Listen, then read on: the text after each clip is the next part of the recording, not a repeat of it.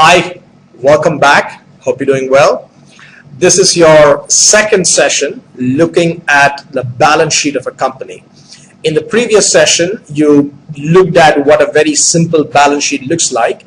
You also know what are the different components of a balance sheet: assets, liabilities, and shareholders' equity. And you also know what makes up assets and what makes up liabilities and how to read a basic balance sheet. Now, you're probably wondering, what is this visual doing up on your screen? It has a logo of Lehman Brothers, the famous investment bank in New York, or was an investment bank in New York. You have this picture of this guy, he's clearly disappointed that the stock markets are just crashing. These visuals essentially represent what happened in the whole financial crisis of 2008. And the reason I have this visual here today is because I wanted to explain to you how critical the whole balance sheet is to a company and what role that played in the 2008 market crash. On Wall Street and within financial circles, the whole recession is essentially called a balance sheet recession, and I'll show you why it's called a balance sheet recession. I'll show you what happened. So a brief timeline of what happened was back in 2008. It all started off with this investment bank called Bear Stearns. It was a legendary investment bank. Bear Stearns filed for bankruptcy. The company collapsed, and JP Morgan ended up buying Bear Stearns for, I think, $2 a share or something. And I think finally they settled on $8 or $10 a share. And then a few months later, this extremely prestigious and storied investment bank, Lehman Brothers, collapsed as well. And one thing led to the other. More banks, more financial institutions collapsed. The American government had to finally intervene. They're still intervening, and that crisis spread to Europe. It's beginning to spread to Asia, and people are concerned this just might be a world recession. And how did this all start off? It all started off with companies mismanaging their balance sheet. This is what happened. As usual, we're gonna go straight into Excel. This is the financial crisis of 2008. Lehman Brothers. Let's just get that spelling right there. Lehman Brothers. What happened in Lehman Brothers? Now, Lehman Brothers, they went and took a loan.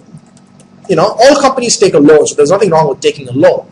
Let's just say Lehman Brothers took a $5 billion loan. It was probably much higher actually, but for our purposes we're just going to say Lehman Brothers took a $5 billion loan, and then they went and bought assets. A specific kind of assets called mortgage-backed securities. We won't go into the details of what a mortgage-backed security is, but for now they bought an asset called mortgage-backed securities for the same $5 billion. Okay, they took a $5 billion loan and then they bought a $5 billion in asset. There's nothing wrong with that. Companies do this all the time.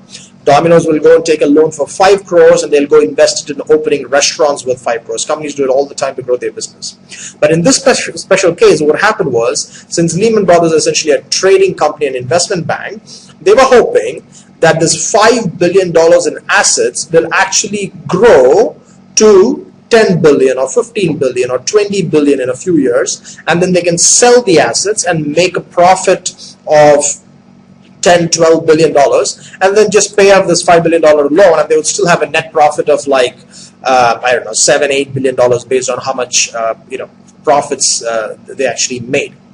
But the trouble was $5 billion in loan and $5 billion in assets. Lehman Brothers expected that the assets would go up. What actually happened is that the value of these assets went down. Yeah? So this $5 billion actually became $1 billion. Or in a lot of cases, it became $200 million. So the value of the assets went down 40%, 50%, sometimes 80%, 90%, and in a lot of cases the assets were worthless. So $5 billion just poof, just destroyed from your account. But the problem is your assets went down, but your liability is still there. The Hoover you borrowed $5 billion from He is waiting to get the $5 billion back. He doesn't care if your assets went back or went up or went low. He expects his $5 billion plus his interest or whatever term Lehman Brothers agreed on him.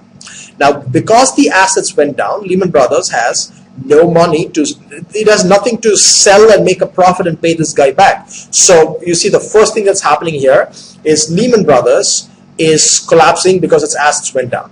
The second thing that's happening is this whole, whoever, maybe this is another bank, maybe this is like JP Morgan or Goldman Sachs, they probably lend Lehman Brothers this money. They're not getting back their money because Lehman Brothers has no money to pay back that company. Now, that company probably similarly owes money to some other company and they're not getting it back because Lehman Brothers didn't give it to them and they didn't give it to them. And similarly, that company is probably getting money from another company. So it's a whole vicious cycle. And that is essentially what led to the collapse of 2008.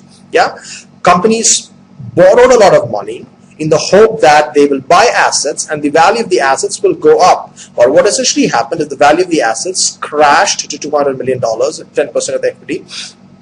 So they had no money to pay back. That's essentially what led to the crisis. So essentially what happened was the American government, in all its generosity, intervened and they told Lehman Brothers collapsed, but other investment banks, they told them, hey, hold on, I realize you have all this, useless assets on your balance sheet. So let me buy it, So I am going to give you cash. Let's say if you have assets for $5 billion, the market is probably is telling you that those assets are worth only $1 billion. But forget about it. I'm going to pay you almost the value of that asset. I'm going to pay you $4.5 billion in cash, so you can clear these, toxic, invaluable assets off your balance sheet. Poof. Now you see what happens is a much healthier balance sheet. Lehman Brothers owes $5 billion to a lender, and the government just gave it $4 billion, $4.5 billion, and the remaining $500 million they can somehow put some business and pay it back. But you saw the previous case what happened. If the government had not intervened, this investment bank is stuck with a $5 billion loan and an asset that is worth only $200 million. So the bank has to come up with $4.8 billion to pay back that loan. And that's next to important. These are obviously small numbers we're talking about, but when it actually came to real examples on Wall Street, it was the order of 8 billion, 20 billion, 30 billion. The numbers are ridiculous. Morgan Stanley, I think, lost 8 billion. Lehman Brothers, people are still calculating how much money was lost because of that. Estimates are at 25, 35, 40 billion. But you'll never know.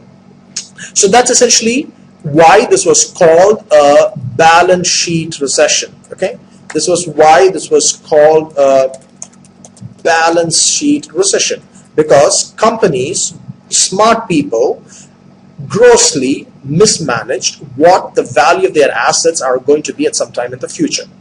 Now, similarly, that brings us back to the focus of this session.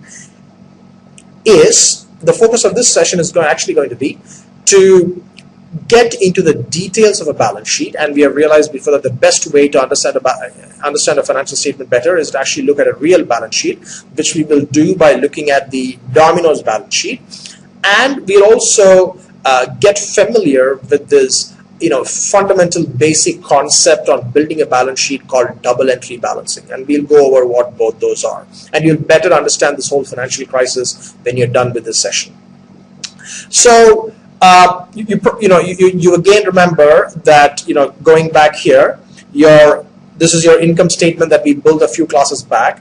This talks about the operations of a company, but doesn't really give you the financial situation of a company, the cash balances and things like that. And you obviously remember this simple balance sheet that we built. This balance sheet actually gives you about the full financial snapshot of a company, the cash, how much inventory the company owns, how much money the company has to give other people, so on and so forth. Now, and I keep insisting there's only a simple balance sheet, so we're going to go into a real one, the Dominos balance sheet. There it is, okay? And we're going to see how different is this and what is the difference. You're already beginning to see, oh my God, this looks nothing like the balance sheet Binny taught me last class. What is happening? Patience, we'll go through this and you'll understand it's not that different, okay? Let me keep the other one also open for quick comparison right here. Okay, so let's start off here. And to begin with, you remember I said a balance sheet is the status of a company as of a specific date. Right here you see, as of March 31st, 2005, these are the balances of the company. And that goes on from 05, 06, 07, 08, 09. Excuse me. So for 5 years, the company has been kind enough to lay it right next to each other. So it's the famous investment bank in New York, or was an investment bank in New York. You have this picture of this guy, he's clearly disappointed that the stock markets are just crashing. These visuals essentially represent what happened in the whole financial crisis of 2008. And the reason I have this visual here today is because I wanted to explain to you how critical the whole balance sheet is to a company and what role that played in the 2008 market crash. On Wall Street and within financial circles, the whole recession is essentially called a balance sheet recession, and I'll show you why it's called a balance sheet recession. I'll show you what happened. So a brief, it looks like.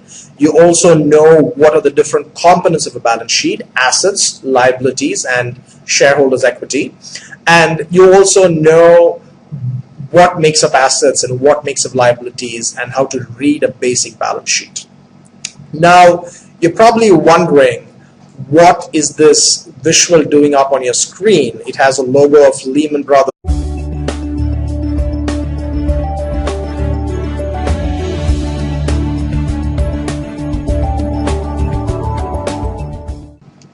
Hi, welcome back. Hope you're doing well.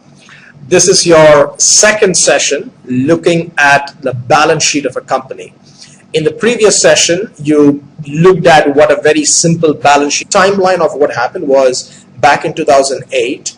It all started off with this investment bank called Bear Stearns. It was a legendary investment bank. Bear Stearns filed for bankruptcy. The company collapsed, and JP Morgan ended up buying Bear Stearns for, I think, $2 a share or something. And I think finally they settled on $8 or $10 a share. And then a few months later, this extremely